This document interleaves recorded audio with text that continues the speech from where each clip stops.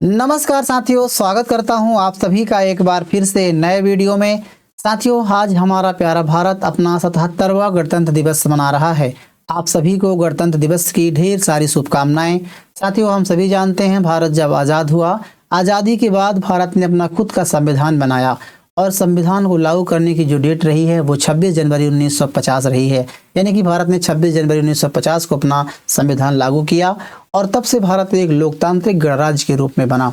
साथियों, इस दिवस को यानी कि 26 जनवरी को हम भारतीय इसे राष्ट्रीय पर्व के रूप में मनाते हैं और बड़े ही हर्षोल्लास और उत्साहपूर्वक इसको मनाते हैं। साथियों, भारत इस प्रक्रिया का निर्वहन पिछले 76 वर्षों से करता आ रहा है कि जब इस दिन यानी कि 26 जनवरी के दिन, गणतंत्र दिवस के दिन, भारत अपनी सैन्य ताकत को, अपनी क्षमताओं को, अपनी उपलब्धियों को और अपनी विविधता को पूरी दुनिया के सामने रखता है, जो काफ़ी चर्चा का विषय बनता है। साथियों, इसके अलावा भारत के अतिथियों को बुलाने की जो परंपरा रही है वो भी चर्चा का विषय बनता है।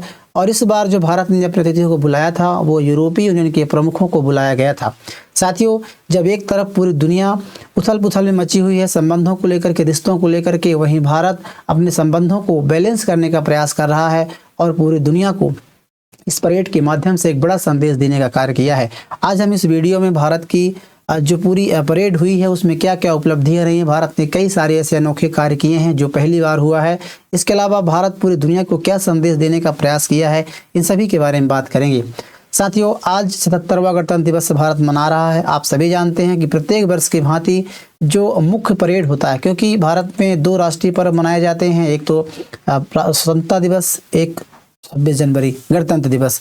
साथियों, मुख्य जो परेड होती है गणतंत्र दिवस की वो कर्तव्य पथ पर होती है, जिसका पहले नाम राजपथ था, उसे बदल कर कर्तव्य पथ कर दिया गया है। यहाँ पर भारत के जो तीनों सेना के प्रमुख होते हैं, राष्ट्रपति, वो उनके द्वारा तिरंगा फहराया जाता है। साथ ही इस बार भी राष्ट्रपति द्रौपदी मुर्मू के द्वारा तिरंगा फहराया गया और राष्ट्रगान के बाद 21 तोपों की सलामी दी जाती है।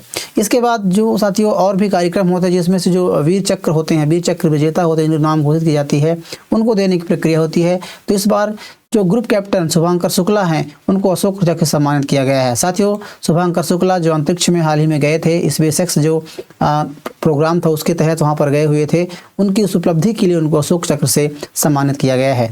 साथियों, समारोह में पहली बार दो मुख्य अतिथियों को बुलाया गया था, जिनमें यूरोपीय परिषद के अध्यक्ष एंटोनियो कोस्टा और यूरोपीय आयोग के अध्यक्ष उर्सुला वान डेर लेयन शामिल रहे हैं। साथियों, 90 मिनट की इस परेड में भारत के अलग अलग क्षेत्रों से लगभग 30 झांकियां दिखाई गई हैं, जो भारत की विविधता, भारत की उपलब्धियों के बारे में दिखाती है। साथियों, आप तस्वीरों में देख सकते हैं किस प्रकार से भारत की जो प्राचीन परंपरा रही है। भारत के जो राष्ट्रपति बग्गी में आते हैं, घोड़े से सवार जो बग्गी होती है, बैलगाड़ी टाइप का एक होता है, जिसमें से भारत के राष्ट्रपति पिछले 76 वर्षों से आ रहे हैं, उसी भांति इस वर्ष भी आए। और उसके बाद अशोक चक्र इस प्रकार से शुभांशु शुक्ला को दिया गया, आप यहाँ पर इमेज में देख सकते हैं। इसके अलावा भारतीय के जो अतिथि रहे हैं, यूरोपीय यूनियन के अध्यक्ष जो रहे हैं, यूरोपीय सदस्य रहे हैं, इनकी आप देख सकते हैं किस प्रकार से गर्मजोशी से स्वागत किया जाता है भारत के प्रधानमंत्री नरेंद्र मोदी के द्वारा। आपको बता दें कि ये जो पूरा कार्यक्रम है साथियों, रिपब्लिक डे जिसे कहते हैं यानी गणतंत्र दिवस कहते हैं, ये भारत के जो प्रमुख मार्ग हैं, यानी कि जो उसका प्रमुख आयोजन स्थल है वो राजपथ, जिस पे इसका पहले नाम राजपथ हुआ करता था, अब इसका नाम बदल करके कर्तव्य पथ कर दिया गया है, वहाँ पर इस कार्यक्रम का आयोजन होता है। अब इसको रोड मैप के बारे में समझाने का प्रयास करें तो आप यहाँ पे देख सकते हैं, ये इंडिया गेट होता है और इंडिया गेट्स, माफ कीजिए, राष्ट्रपति भवन है, ये इंडिया गेट है। साथियों, यहाँ तक की जो दूरी है लगभग 3 किलोमीटर की दूरी होती है।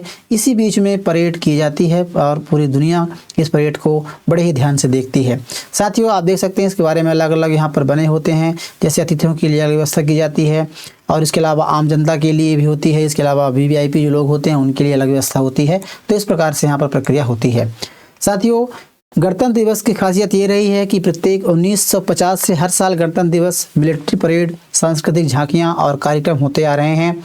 परेड से पहले प्रधानमंत्री नेशनल वॉर मेमोरियल में जाते हैं, आप सभी जानते हैं जो कार्यक्रम का शेड्यूल होता है उसके अकॉर्डिंग पहले वॉर मेमोरियल में भारत के प्रधानमंत्री जाते हैं और वहाँ के जो शहीद हुए हैं युद्धों में या किसी प्रकार से शहीद हुए हैं उनको श्रद्धांजलि देते हैं और फिर कर्तव्य पथ के सलामी मंच पर पहुँचते हैं। राष्ट्रपति और मेहमान भी वहाँ पर आ जाते हैं, जो मेहमान बुलाए जाते हैं। इसके बाद साथियों, राष्ट्रपति तिरंगा फहराते हैं और 21 तोपों की सलामी दी जाती है और राष्ट्रगान होता है।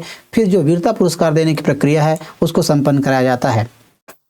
साथ ही उसके बाद परेड शुरू होती है जो रायसीना हिल्स राष्ट्रपति भवन से शुरू होकर के कर्तव्य पथ से होते हुए इंडिया गेट को छू करके विजय चौक तक बढ़ती है। इसकी प्रक्रिया रही है। इसमें मार्च पास्ट, झांकियाँ, फ्लाई पास्ट होता है। यह दुनिया की गिनी चुनी परेडों में से है जहां एक ओर टैंक और जवान कदम ताल करते हैं, वहीं दूसरी ओर जो तबले और लोक नृत्य भी दिखाई देते हैं। साथियों, हर साल किसी न किसी देश को रिपब्लिक डे के तौर पर चीफ गेस्ट को बुलाया जाता है। जिस प्रकार से इस बार जो यूरोपीय संघ के अध्यक्ष हैं उनको बुलाया गया है।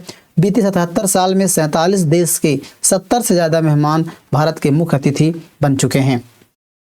तो कुछ इस प्रकार से रिपब्लिक डे की प्रक्रिया होती है।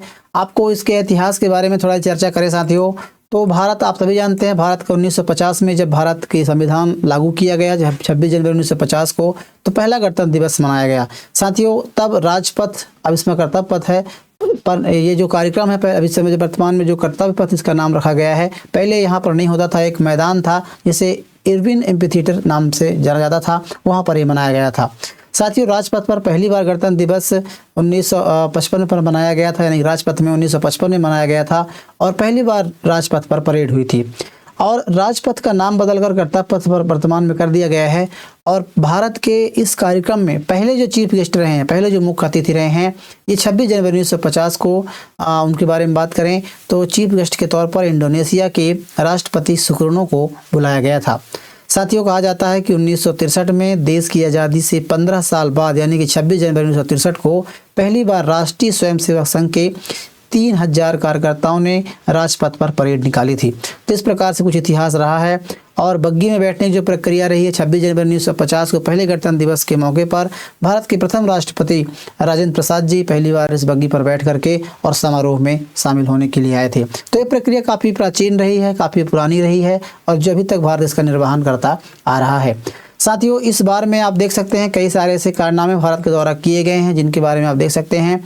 खास करके जो यहाँ पर आपको विमानों के द्वारा, यानी कि एयरक्राफ्ट, फाइटर जेट के द्वारा जो कारनामे यहाँ पर किए जा रहे हैं, जिनको अलग अलग नाम दिया गया है, जिनमें आप देख सकते हैं कि एक तो जो आप तिरंगा लिए हुए जो यहाँ पे आप देख पा रहे हैं, तिरंगा लिए हुए जो विमान आ रहे हैं, ये साथियों फ्लैग अलग अलग फॉर्मेशन बनाए हुए दिखाई दे रहे हैं। आप देख सकते हैं फ्लाई पास्ट में यहाँ पर कुछ विमान अपने तिरंगों को लेकर के आ रहे हैं, जो अपने आप में एक अलग ही कला होती है। इसके अलावा यहाँ पर कई प्रकार के फॉर्मेशन किए गए हैं, जैसे वज्रांग फॉर्मेशन, जिसमें 6 राफेल नजर आए। वज्रांग एक प्रकार का फॉर्मेशन होता है, सैनिकों की जो कला होती है, फाइटर जेट्स उड़ाने की कला होती है। एक निर्धारित दूरी पर, एक निश्चित दूरी पर ये उड़ते हैं और वहाँ से अपने कर्तव्य को दिखाते हैं।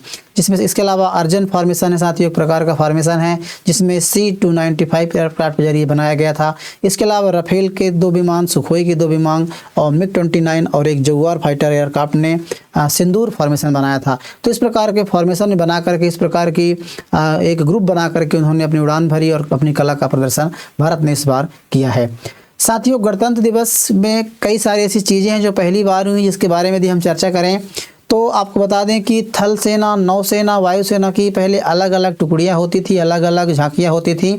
लेकिन इस बार साथियों एक ही सेना, एक ही मतलब कि टुकड़ी में, फिर कहें कि एक ही झांकी में तीनों सेनाओं को संयुक्त झांकी दिखाई गई है।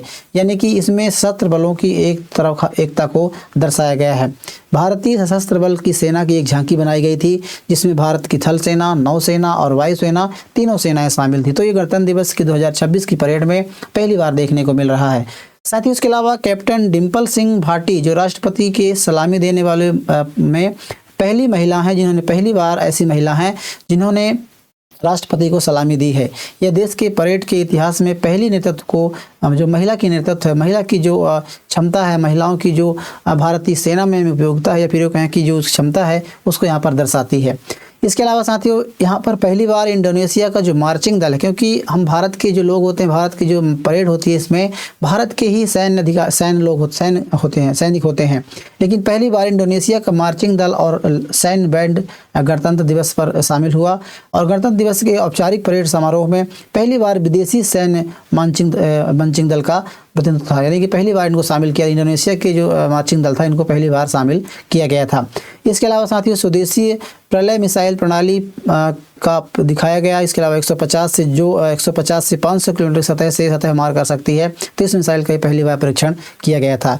इसके अलावा तस्वीरों में देख सकते हैं साथियों, जो बैक्टीरियन ऊँट है, जो खास करके लद्दाख, लेह लद्दाख जो बर्फीले इलाके होते हैं वहाँ पर ये काम करते हैं, उनको भी पहली बार इसमें शामिल किया गया था, इस परेड में शामिल किया गया था। इसके अलावा चीतल, जो आप इसमें देख सकते हैं इमेजेस में, एक पक्षी है जो निगरानी के काम में आता है, तो इसको भी पहली बार शामिल किया गया था। इस प्रकार से जो करतब हैं वो भारतीय सेना के द्वारा दिखाए गए हैं, जो अपने आप में साथियों एक अदम्य साहस और कहीं ना कहीं एक अद्भुत क्षमता का प्रतीक होता है। साथियों, पहली बार 2 चीफ गेस्ट बुलाए गए, जैसा कि मैंने आपको बताया। प्रत्येक गणतंत्र दिवस में हर एक दिन चीफ गेस्ट होते हैं, लेकिन गणतंत्र के दिवस में इतिहास में पहली बार हुआ है जब 2 चीफ गेस्ट बुलाए गए हैं। साथियों, यूरोपीय आयोग के अध्यक्ष उर्सुला वान डेर लेयन और यूरोपीय परिषद के अध्यक्ष एंटोनियो कोस्टा को समारोह में शामिल हुए, और यह भारत और यूरोपीय संघ के बीच मजबूत होते हुए रिश्तों को दिखाता है।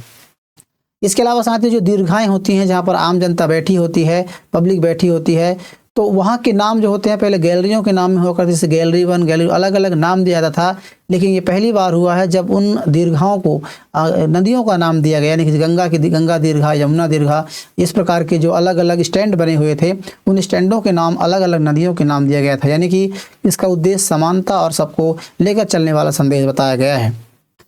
इसके अलावा साथियों, पहली बार ऐसा हुआ है जब परेड में महिला पार्टी, यानी कि महिला सीआरपीएफ की टुकड़ी को शामिल किया गया था। गणतंत्र दिवस की परेड में इतिहास में पहली बार हुआ कि केंद्रीय रिजर्व पुलिस यानी कि सीआरपीएफ की पुरुष टुकड़ी का नेतृत्व एक महिला अधिकारी ने किया।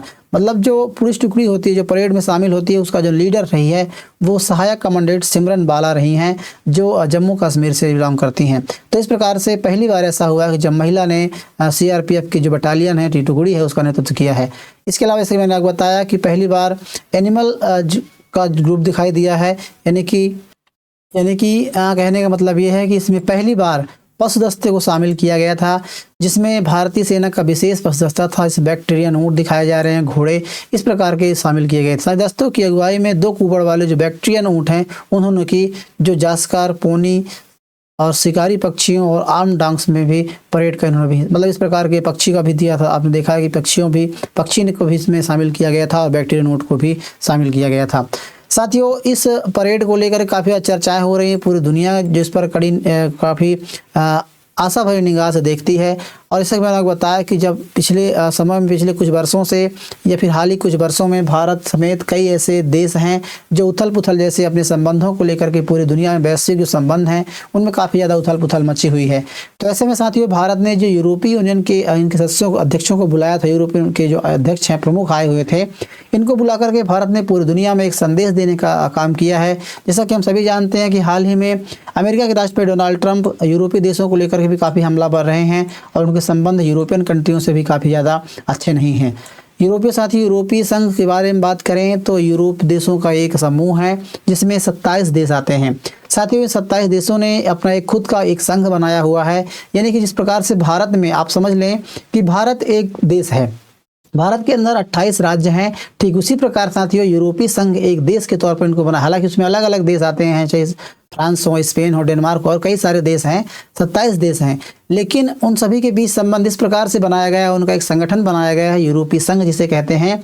और उन देशों के जो नागरिक हैं एक से दूसरे देश में आ जा सकते हैं, वहाँ पर पढ़ाई कर सकते हैं, इसके अलावा वहाँ पर नौकरी कर सकते हैं, हर एक कार्य। इस प्रकार से भारत में अलग अलग राज्यों के व्यक्ति, चाहे उत्तर प्रदेश के लोग गुजरात जा सकते हैं या फिर बिहार के लोग महाराष्ट्र जा सकते हैं, इन पर कोई वीज़ा या फिर कोई भी टैक्स नहीं लगता, इसी प्रकार से नौकरी कर सकते हैं। ठीक उसी प्रकार साथियों यूरोप के जो देश हैं, इन्होंने एक यूरोपीय संघ बनाया है और इन संघ के देशों के अंदर जा करके वो कहीं भी कुछ भी कार्य कर सकते हैं, उसके लिए कोई वीज़ा की आवश्यकता नहीं होती है।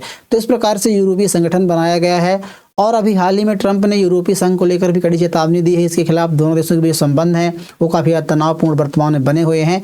लेकिन इसी बीच रसिया के द्वारा भी साथियों आए दिन यूरोपीय देशों को लेकर के उनके संबंध अच्छे नहीं रहे हैं, जैसा कि हाल ही में यूक्रेन के साथ जो वार चल रहा है, इसके अलावा नाटो संगठन को लेकर के जो रसिया के राष्ट्रपति हैं व्लादिमीर पुतिन, उनके द्वारा कई बार ऐसे बयान दिए जाते हैं कि तनाव उत्पन्न हो जाता है।